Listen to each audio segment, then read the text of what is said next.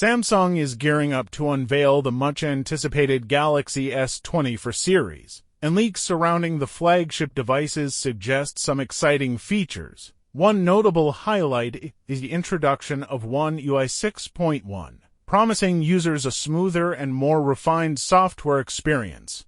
Leaked information indicates that Samsung has made significant improvements to animations, frame rates, and power efficiency, providing a potential edge over previous models. The inclusion of an AI camera feature is also anticipated to enhance low-light zoom performance, catering to photography enthusiasts. Among the leaked details, the Galaxy S24 Ultra stands out with its reported polished feel and robust build. The device features a durable titanium frame and a flat screen, addressing concerns about potential scratches and breaks.